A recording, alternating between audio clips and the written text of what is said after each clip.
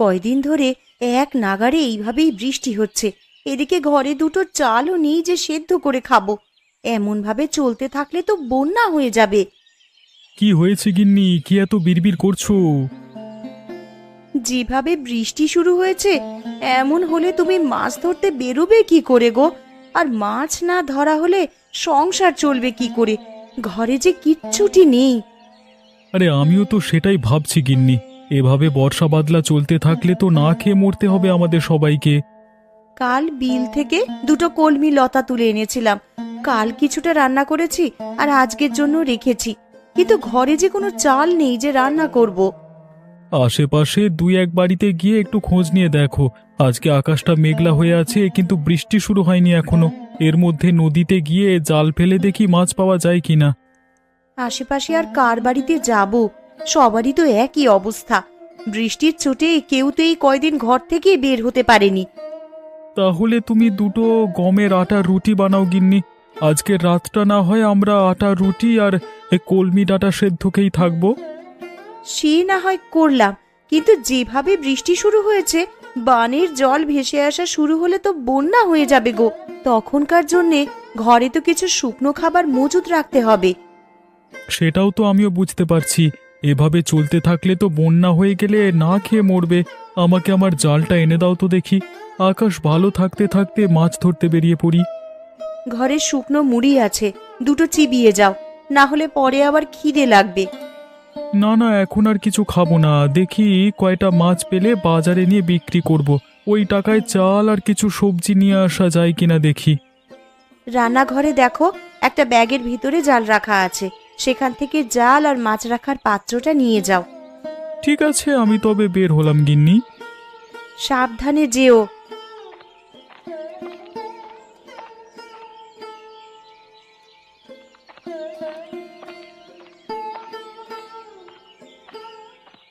হায় হায় হায় হায়, কি হলো আমার? জমিতে যে জল জমতে শুরু করেছে। কিছুদিন হলো কেবল ধান তুলেছি, এখন জল জমলে যে আর গাছগুলো বাঁচবে না, সব জলের নিচে পচবে।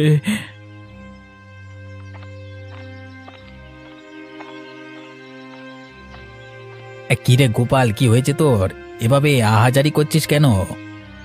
দেখো না হারান দাদা, এই কদিনের বৃষ্টিতে আমার জমিতে জল জমেছে। আজকেও তো আকাশ মেঘলা হয়ে আছে, যে কোনো সময় বৃষ্টি নামতে পারে। এভাবে চলতে থাকলে তো জমি জলের নিচে তলিয়ে যাবে। আমিও তো আমার জমি দেখে এলাম, আমার জমিতেও তো জল জমছে রে গোপাল। বুঝতে পারছি না কি করব। এমনিতেই বৃষ্টির জন্য মানুষের আয় রোজগারের পথ বন্ধ হয়ে আছে কদিন ধরে। তার উপর আমাদের চাষিদের যদি এই অবস্থা হয়, তাহলে মানুষ খাবে কি আর বাঁচবে কি করে? এখন থেকেই আমাদের আগাম প্রস্তুতি নিয়ে রাখতে হবে, নাহলে পরে আমাদের বিপদে পড়তে হবে। আমরা গরিব চাষাভুষো মানুষ, আমাদের নিজেদের জমানো তো তেমন টাকা পয়সা থাকে না। যা থাকে জমির কাজে লাগিয়ে দিই ফসলের আশায়। তা তুই ঠিকই বলেছিস গোপাল, আমরা তো ফসলের আশায় কত কি বিসর্জন দিই। আর শেষকালে যদি ফসলের এমন হাল দেখি, তাহলে তো আমাদের আর চাষবাস করবার ইচ্ছেটাই মরে যাবে। এক কাজ করলে কেমন হয় দাদা? কি কাজ? আমরা যদি সেচে জমির জল সব বাইরে ফেলে দিই, তাহলে কেমন হয় বলতো? তুই খেপেছিস নাকি রে গোপাল? এই এত জল কি সেচে শেষ করা সম্ভব? কি করব বলো, জমির এমন হাল দেখে মাথায় যা আসছে তাই বলে ফেলেছি। বিপদের সময় এমন অস্বাভাবিক চিন্তা মাথায় আসে, কিন্তু তাই বলে তো আর বোকার মতো সেটা করতে গেলে হবে না। তাহলে এখন আমরা কি করব দাদা? কি আর করব, আকাশ পানে চেয়ে থাকা ছাড়া কোনো উপায় নেই। আকাশে রোদ উঠলে এই জল শুকিয়ে যাবে, তখন আবার ফসল বোনা যাবে যদি এগুলো নষ্ট হয় তো। আবার ফসল বুনবার মতো সামর্থ্য এখন আমার নেই দাদা। আর তাছাড়া আকাশের যা হাবভাব দেখছি, তাতে করে মনে হয় না এই বৃষ্টি এত সহজে যাবে। সে পরে দেখা যাবে, এখন এখানে বিলাপ করে লাভ নেই। চল বাড়ির দিকে যাই আমরা।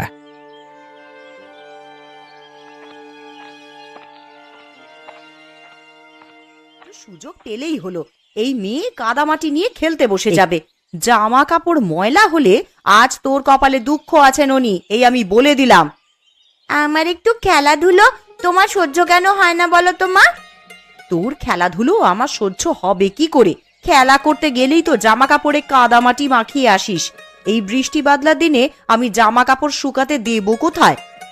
পরপর এত দিন বৃষ্টিতে আমি দুদণ্ড বাইরে বেরোতে পারিনি, আর কতক্ষণ আমাকে ঘরবন্দি হয়ে থাকতে বলছো তুমি? এই মেয়ের চোপা দিন দিন বেড়েই চলেছে। দিন দিন বড় হচ্ছিস আর আদব কায়দা সব ভুলতে বসেছিস দেখছি। মা, ও মা, আমার না খুব খিদে পেয়েছে, আমাকে কিছু খেতে দাও না মা।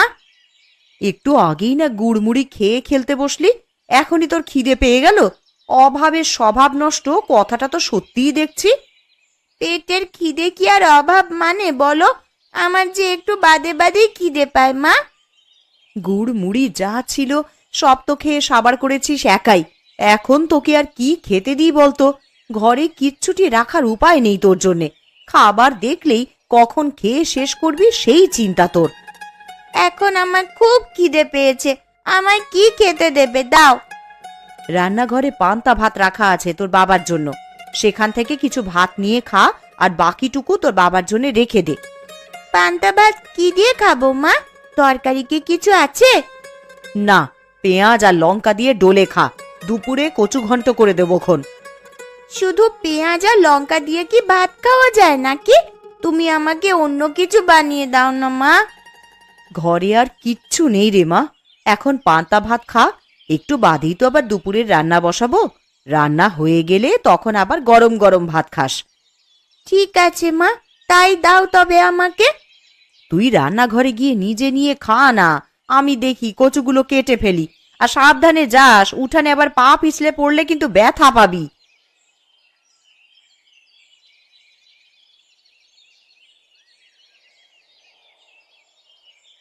লোকটাকে সেই কখন থেকে খেতে ডেকে এসেছি, এখনো আসার নাম নেই।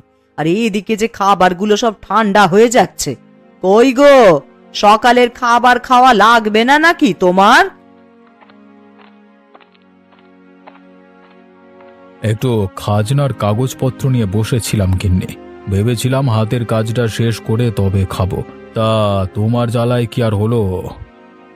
আবার ঠান্ডা হলে তো আবার বলবে ঠান্ডা খাবার খাবো না।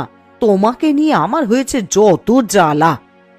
আমার কাজ না মিটিয়ে সেখান থেকে উঠতে ভালো লাগে না।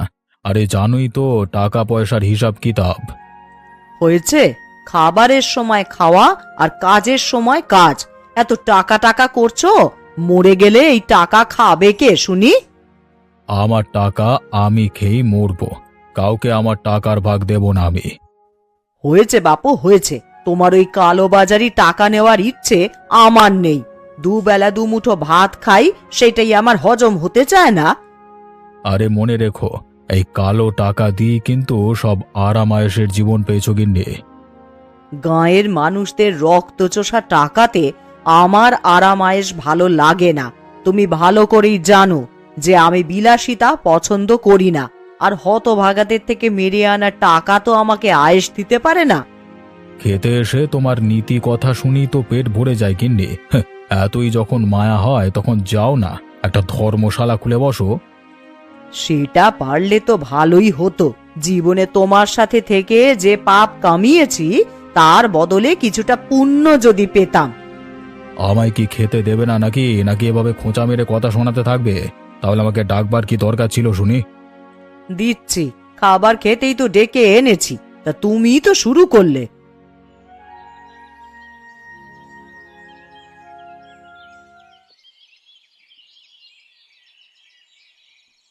ননি, ও ননি, একবার এদিকে আয় তো মা।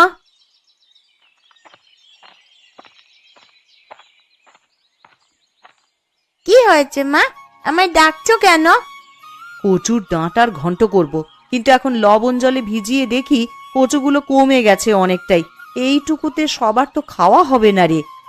তা এখন আমায় কি করতে হবে সেটা বলো। তুই ঘরের পেছনে গিয়ে কটা কচুর ডাঁটা তুলে আন দেখি মা। ওরে বাবা, আমি পারবো না ঘরের পেছন থেকে কচু আনতে যেতে। ওইগুলো ধরলেই আমার হাত চুলকাবে। হাতে প্লাস্টিক বেঁধে তুলে নিয়ে আয় মা, না হলে দুপুরের তরকারি যে কম পড়ে যাবে। বিকেলে আবার গয়া পিসির বাড়িতে যাব, তখন পিসির জন্য তো একটু কচু ঘন্টের তরকারি নিয়ে যাব ভেবেছি। গয়া দিদার বাড়িতে যাবে মা? হ্যাঁ রে মা, অনেক দিন হলো পিসির দেখা নেই, তাই ভাবছি একবার গিয়ে দেখা করে আসি। বেশ, তাহলে আমিও যাব। আমি এক্ষুনি কচুর ডাঁটা তুলে আনছি মা।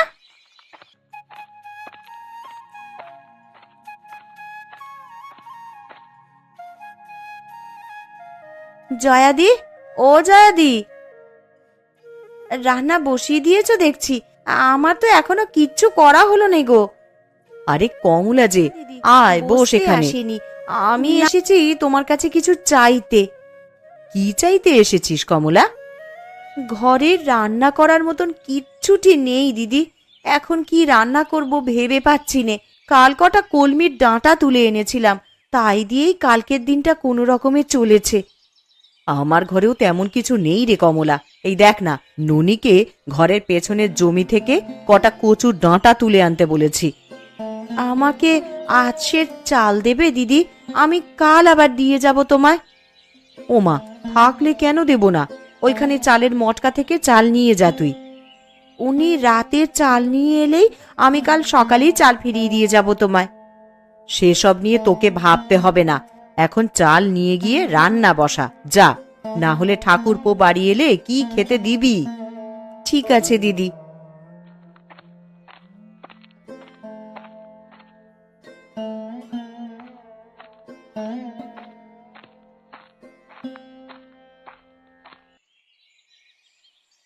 আজ 2 দিন হয়ে গেল বাড়ির বাইরে কোথাও যেতে পারছি না। এইভাবে জলবন্দি হয়ে কি থাকা যায় নাকি? ঠিক মতো 2 দিন রান্না খাওয়াও হচ্ছে না।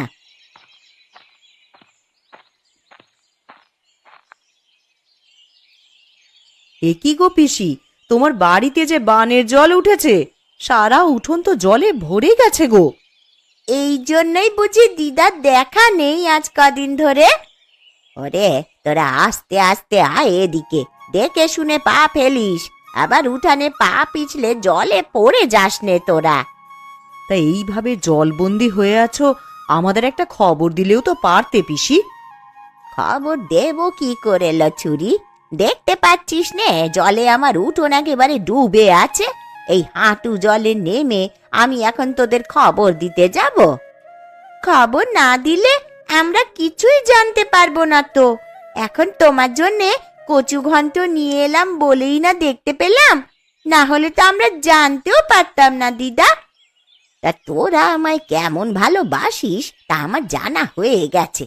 2 দিন পার হয়ে গেল আর তোরা এখন এসেছিস আমার সাথে দেখা করতে।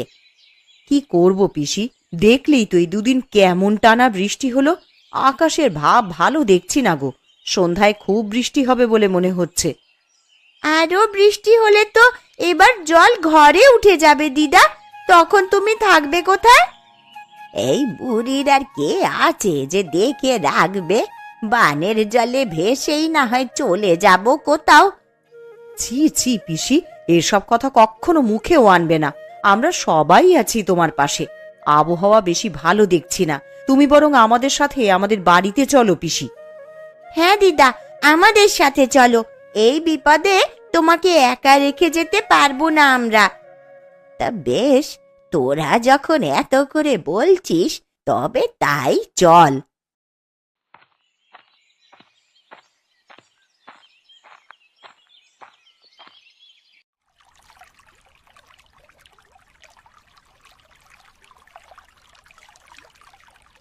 ভাগ্যিস কিছু শুকনো খাবার এনেছিলে, না হলে তো আমাদের দুর্ভোগের শেষ ছিল না। যেভাবে বানের জল হুট করে বাড়িতে প্রবেশ করা শুরু করলো, খাবারের জন্য কোথায় যে যেতাম পরে। জল বেড়ে যাচ্ছে দেখি তো দরকারি জিনিসপত্র নিয়ে বাড়ির চালায় উঠে এলাম, না হলে আর উঁচু জায়গা পেতাম না। কলা গাছের ভেলা বানিয়ে রেখেছি, যে কোনো দরকার হলে এই ভেলায় ভেসে বেরোনো যায়। কিন্তু যেইভাবে চারপাশে বানের জল বাড়ছে, আমার যে বড্ড ভয় হচ্ছে গো। জল বেশি হলে তখন যাব কোথায় আমরা? ও তুমি চিন্তা করো না গিন্নি, একটা না একটা উপায় ঠিক হবে। আমি একটু বেরোবো। হ্যাঁ, তুমি আবার এখন কোথায় যাবে শুনি? হারান দাদা গোপাল দাদাদের কি অবস্থা, তারা কোথায় আশ্রয় নিয়েছে এসব একটু দেখে আসতে হবে তো। তুমি চলে গেলে আমি একা একা কি করব এখানে? জল যদি বেড়ে যায় তাহলে আমি একা হাতে কিভাবে কি করব? ওসব নিয়ে চিন্তা করো না গিন্নি, কলা গাছের ভেলা তো একটা বানাইনি, মানে আমি আগে থেকেই আর একটা ভেলা বানিয়ে রেখেছি। কোনো বিপদের আভাস পেলে জিনিসপত্র নিয়ে ভেলায় চড়ে বসবে। হ্যাঁ, না বাবা, আমার একার এত সাহস হবে বলে মনে হচ্ছে না। হবে গিন্নি হবে, বিপদে পড়লে মানুষ সব করতে পারে। ভাবছি সবাইকে নিয়ে মোড়লের বাড়ি যাব কিছু সাহায্যের জন্য, আর সাথে করে জালটা নিয়ে যাব। বানের জলে ভাসা কোনো বড় মাছ পেলে ধরবো। মানুষ বাঁচবে কি করে তাই ভেবেই মাথা খারাপ হয়ে যাচ্ছে, আর তুমি কিনা বানে ভাসা মাছ ধরবে? হ্যাঁ গো হ্যাঁ গিন্নি, যদি ভালো মাছ পাই তবে আমরা সবাই মিলে সেটা তো খেতে পারবো। কারোর কাছেই যে খাবার জিনিস তেমন কিছু নেই। তা তুমি ঠিকই বলেছ, এই সময় তো নদী নালা সব ডুবেছে, বড় বড় মাছ এখন বানে ভেসে আসবে। আমি জালটা নিয়ে একটু ঢু মেরে আসি, আর দেখে আসি সবার কি অবস্থা। ঠিক আছে, সাবধানে যেও, আর তাড়াতাড়ি ফিরে আসবে কিন্তু। ঠিক আছে গিন্নি।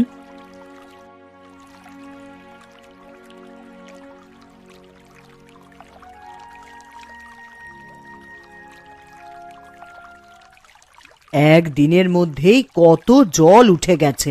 এইভাবে বানের জল আসতে থাকলে তো সারা গ্রাম জলের নিচে চলে যাবে। আরে ওসব নিয়ে তুমি চিন্তা করো না গিন্নি, সারা গ্রাম জলের নিচে তলিয়ে গেলেও আমাদের বাড়িটা উঁচু আছে, আমরা এখানে নিরাপদে থাকতে পারবো। তুমি কেমন মোড়ল বলো তো? আমি আমাদের কথা বলছি না, আমি বলছি গ্রামবাসীদের কথা। তাদের এই বিপদের দিনে তোমার উচিত তাদের পাশে দাঁড়ানো। আর তুমি আবার এখন শুরু করলে? দেখছো বানের জলের জন্য সবাই ঘরবন্দি হয়ে আছে, তার মধ্যে তুমি বলছো আমাকে মানুষের খোঁজ নেওয়ার জন্য। সব সময় নিজেরটাই বুঝলে তুমি। তোমাকে যে কে মোড়ল বানিয়েছিল? আমাকে গ্রামের লোকেরাই মোড়ল বানিয়েছিল, কিন্তু আমার ভালো তো তোমার হজম হবে না।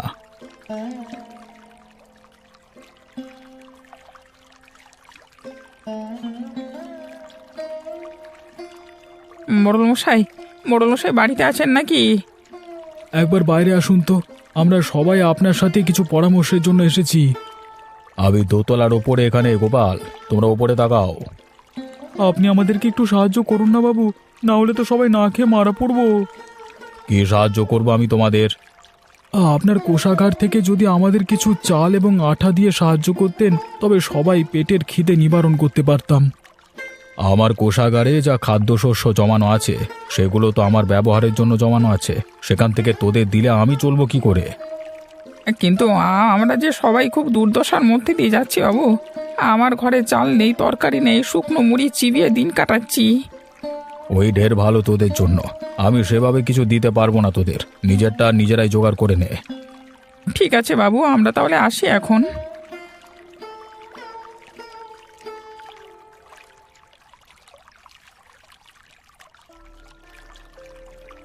ও মা, দেখো ওই দেখো, কত বড় একটা মাছ দেখা যাচ্ছে বানের জলে। আরে তাই তো রে, এমন বড় মাছ তো আমি আগে কখনো দেখিনি। এটা কি মাছ গো পিসি? দেখে তো মনে হচ্ছে বিশাল একটা কাতলা মাছ হবে এটা। ওই তো বাবারা সবাই চলে এসেছে। বাবা জানো, এই বানের জলে বড় একটা কাতলা মাছ ভাসতে দেখা যাচ্ছে। কি গো, কোনো সাহায্য পেলে মোড়লের কাছে? না গো গিন্নি, মোড়ল আমাদের কোনো সাহায্য করতে রাজি হলো না। এখন এই বিপদের দিনে আমরা যে কি করব? ঘরে যা ছিল সব তো প্রায় ফুরাবার পথে। এগুলো ফুরিয়ে গেলে খাবো কি আমরা তখন? তোরা মাছ ধরা শুরু কর। বড় কাতলা মাছ দেখা যাচ্ছে বানের জলে, ধরতে পারলে বিক্রি করে অনেক টাকা পাওয়া যাবে। তা তুমি মন্দ বলনি পিসি। ওই যে বাবা দেখো, কত বড় একটা মাছ। এমন মাছ আমি জীবনেও কখনো দেখিনি। তুই দেখবি কি রে? আমরাও যে এমন বড় মাছ আগে কখনো দেখিনি। এই মাছ আমাদেরকে ধরতেই হবে, যে যা পারো তাই নিয়েই চলো।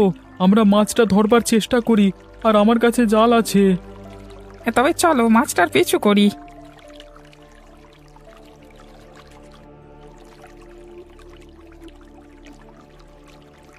কিরে, তোরা সবাই মাছ ধরবার সরঞ্জাম নিয়ে কোথায় চলেছিস?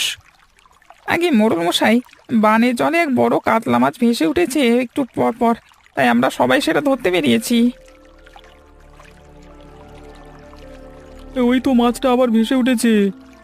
আরে সত্যি তো, মাছটা যে অনেক বড় দেখছি। আমি এর আগে এমন বড় মাছ কখনো দেখিনি গো। কুবের তুই জাল ফেল, আমরা বল্লম ছুঁড়ে মারি, দেখি কোনোভাবে মাছটাকে ধরা যায় কিনা। ধরা যাবে মানে? এক্ষুনি ধরে ফেলবো, আমি এই জাল ফেললাম।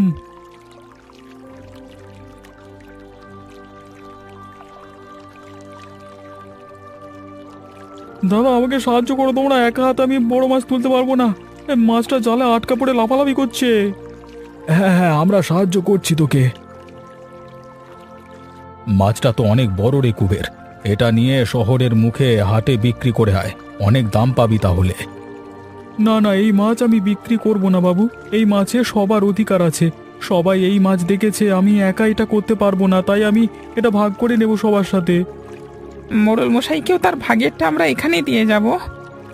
দেখলে দেখলে তো ওরা কেমন ভালো মানুষ। বানে ভেসে আসা একটা বড় কাতলা ধরে ওরা সেটা তোমাকে ভাগ দিতে চাইছে, আর তুমি কিনা ওদের একটু সাহায্য করতে চাওনি। আমি আমার ভুল বুঝতে পেরেছি, আসলে একা একা কোনো কিছু ভোগের শান্তি নেই। কথায় আছে, ভোগে নয় ত্যাগেই প্রকৃত সুখ। তোরা যাবার পথে আবার কোষাগার থেকে চাল ডাল যা লাগে নিয়ে যা। তাহলে তো আজকে বানে ভাষা বড় কাতলা মাছ দিয়ে মহাভোজ হবে সবার। তোরা বাড়ি গিয়ে সবাইকে আমার এখানে নিয়ে আয়, এই বিপদে আমরা সবাই একসাথে আমার বাড়ির দোতলায় থাকবো। ঠিক আছে বাবু, আমরা তাহলে বাড়ি গিয়ে সবাইকে নিয়ে আসি। মাছটা আপনার বাড়িতে রেখে যাই, এসে না হয় রান্না বান্নার আয়োজন করা যাবে। হ্যাঁ।